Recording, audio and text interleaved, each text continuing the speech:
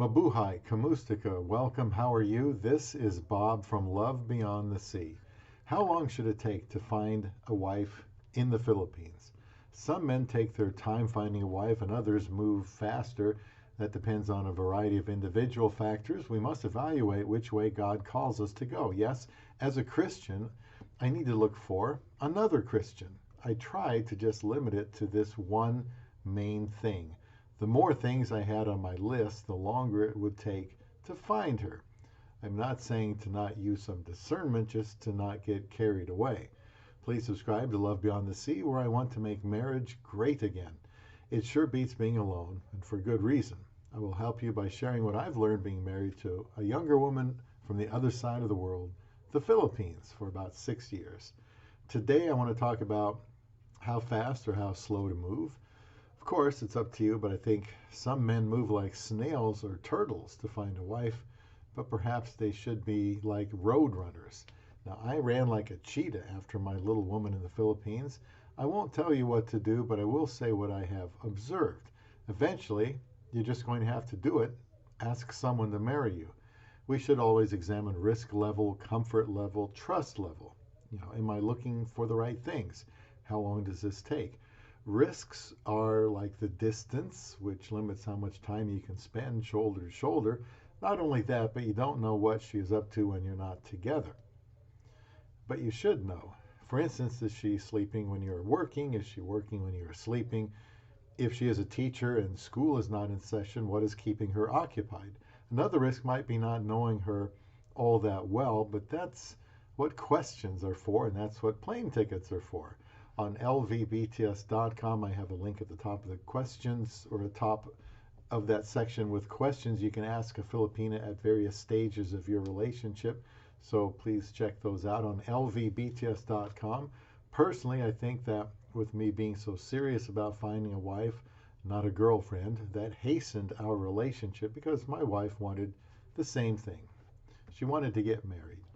And she had no control of whether or not I was going to propose to her on day 18. And she could have said to hold off, but she didn't. Her very first day on Christian Filipina dating site is when I winked at her. I like to think that we both talked enough to realize what basically the other person was like. If you're thinking farther ahead, you might consider bringing her to be with you in your home country, a risk, maybe a big one, to take her out of the Philippines. But I believe this is minimized by getting to know each other very well and by how you treat her. If you make a good choice, I think she would be able to live about anywhere. I have a video called 29 Ways to Prevent Your Filipina from Becoming Americanized. You might want to look for that, because I think it just comes down to practical ways to keep her with you. Now, the thing that seems to be the biggest sticking point is what is exactly meant by getting to know each other. We all talk about that. Asking a multitude of questions is only part of it, because I think only by living together under the same roof will you really know each other more fully. Am I advocating living together before marriage? Not at all. That would be unbiblical, and people who cohabitate before marriage have a higher divorce rate. One of our sponsors at our wedding in the Philippines told me that I will still be getting to know my wife for another couple of years. And even after our 6 years of marriage, I am still learning about her. And that doesn't really surprise me. I don't think you can know everything you'd like to know by dating someone. Doesn't this present incredible risk if you can't know everything about her? Well, how many things in life don't involve risk? The more picky or particular a man is, I think the more difficult it will be to find someone to marry, and the less time you have to get married and enjoy it. How I try to minimize this particular risk of only knowing so much is by prayer, of course, and by going into the marriage understanding that I do not know everything about her, and she doesn't know everything about me, and we don't know everything that is going to happen to us, like life circumstances, but we can still get married. I believe that a man can find so many things that he must have in a wife and take so long to make sure nothing bad will happen that he weakens his odds of a marriage happening at all. And what is the merit in that? I mean, it can sound like wisdom, but it could just as well be sort of an excuse for not being able to find someone. Well, I just couldn't find someone to check off all the boxes on my list. A man could end up losing his job, get injured. Same could happen with his Filipina wife. None of us is guaranteed anything in this life. I understand being cautious, but some give me the impression they are too cautious to the point of risking staying alone the rest of their life. Now, that's a huge risk. Trust is an issue too. If you can accept that you don't know everything about her or how she will react in situations she hasn't been in before, then you have to have a basic trust about her. What I'm trying to say is to realize risk is always real, but that's just the way it is. You are in control of asking questions, trying to be discerning, and that may include getting opinions from others close to you about whether or not this woman makes a good marriage choice. And sometimes that can prevent disaster. And yes, that is even if she is half your age. You might be surprised. Not everybody will say, oh, that's a terrible idea. If they're wise, they will talk to you about things to look for in such a situation, as I've done in a lot of my videos here on Love Beyond the Sea. Obtaining sound advice is always a wise thing to do. My suggestion, what I try to do, is to take it day by day, try to understand my wife, be good to her, cherish her, make her know that she has my full support and that I will do whatever I can to meet her needs. She needs to know she doesn't have to be perfect for me. Today you might hear the phrase abundance of caution, because of the COVID situation. At least you used to hear that a lot. Coronavirus. And I think this describes the way some guys go about looking for a wife. An overabundance of caution, too much. It's almost like they're trying to talk themselves out of it, while at the same time realizing that a wife is a good thing, but it just kind of stunts any mobility. I had no relationship experience for 30 years before I met my wife online, and we got married in less than 8 weeks. Less than 8 weeks. Almost all of our time together, in over 6 years together, has been as a husband and wife. I wish I had married her sooner, though. Unless I'm as fortunate as Forrest Gump, I think it basically comes down to how I treat her, how I regard her, how I talk to her, even how I treat her family. She bears my last name, and as her husband, I am the CEO of this relationship of two. I have to take responsibility for the well-being of it. I told her when we got married that she would be the apple of my eye. She still is. Whatever happens, happens. I will need to make the right decisions along the way and remember my vows to her and to God. Whatever happens, we will just need to pull together. I think I'm not as concerned with how she might change as I am about how I am going to lead her, lead the relationship. I think that's the most important thing. The Bible is silent on dating, so we have liberty to go about this anyway that God is approving of.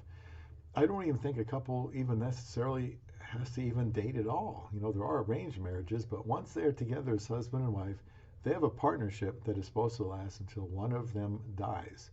That's up to them to make it happen. There's no right or wrong approach, but there is good and better. It is okay. It's good, acceptable to take some time.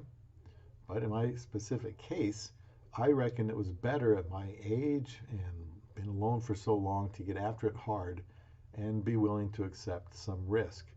Knowledge is the application of wisdom. So ask God how to conduct your search. Obviously, I'm sharing my opinions, and I understand my experience is pretty unusual, but the most important thing is that we are doing well. We have to. Wisdom means that it will be different for each man. The Bible isn't going to spell out how many months to date someone or years, but I surmise it shouldn't be for very long. If you've been spending quality time getting to generally know each other, some men don't want an age gap, some do. Some think it is wicked, others think it is perfectly permissible. Well, there's things you need to know about that. What worked for us was focusing only on each other and seeing how that went. Generally, I think a Filipino wants to get married much quicker than a Western woman does. And I insisted from the start I wasn't going to play games.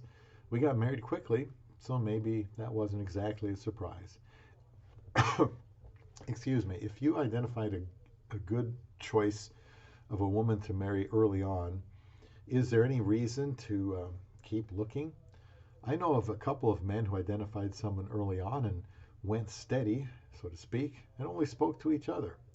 If you feel that you need to know everything about her before marrying her, then how would you know that you knew everything about her? You can know what she discloses to you. I don't think you have to be afraid of what you don't know. I just think you will continue to get to know each other in normal ways after you get married. Being married will put both of you in new situations together. You'll just have to wade through it. How long will it take you to build up a trust level? If you have been hurt badly in the past, this part may take longer, but try to remember that at some point you just have to trust.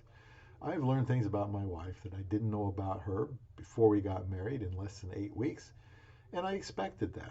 The one thing I needed was for her to be a Christian, as I said, and build the relationship from there. I am committed to her, so I will have to do some adapting, as will she. Even with someone you love, being in such close space together will occasionally bring out the worst in each of you. Another thing to consider is how old you are and how much time you can afford to spend looking for someone. I was 53 when I married my Filipina and had been alone the last 30 years, so I felt like I had a lot of ground to make up and running out of time. I wasn't that old, but I wanted to enjoy as much of a marriage as I still could. And I wasn't planning on getting married only 8.5 weeks after becoming a paid member on Christian Filipina, but I was open to whatever God wanted, and He wanted the search to end quickly once we connected. I wasn't expecting that, but I really didn't have much of a chance before that. And I don't know your situation, but I was alone a long time. I prayed and studied marriage a lot, so I would be ready, when my number got called, and I was hungry. See lvbts.com at the top where it has a place called Find Your LVBTS, and you'll find a couple of Christian Filipina affiliate links there. Now, some people, their approach is to go slower. You need to be comfortable with whatever approach that you choose. Get to know a certain number of women and pare them down. Nothing wrong with that. This is what I assumed I would do, but it didn't work out that way. Proceeding slower probably means seeing more than one woman in person, and that is certainly okay. It is like investing in the stock market. How much risk or perceived risk can you be comfortable with? Meeting more women first can help you to compare them, but how will you be able to decide if there aren't any better ones out there? Trying to visit several Filipinas can be time-consuming and expensive depending on how far apart they are from each other. It may require a lot of traveling, and if you're working, you only have so much time for vacation. The more women you think are good choices, the more difficult it is to decide which one you should ask to spend the rest of their life with you. On Christian Filipina, I found so many choices that I think I could still be there looking today at all the new profiles, but since I was looking for a wife and found a good one that accepted my proposal, I decided I would marry her and end the search sooner than later. Some guys are just more deliberate, and some take more chances. I think our personality will come into play to a high degree. Remember, though, to keep your eyes open for red flags, which should be pretty obvious, like saying I love you, and there's no reason for them to say that. You haven't even met, asking for money when you haven't made a commitment to them or met. Take note of the green flags, indications that she might be the one to marry, or one of many to marry. Those would be like, let's say she's punctual for webcams, good sign, being consistent in what they have said so they're not lying or contradicting themselves, having the family around while they talk to you, their demeanor, what they do that is important to them with their life, and of course, their relationship with the Lord if you are a Christian. There will always be conflict after marriage. Don't be afraid of that. So a good indicator would be, how the two of you deal with any conflict you experience before you are married. Pray, pray, pray. Even ask for help in evaluating her. It will be exciting, whichever pace you use, to find your love beyond the sea.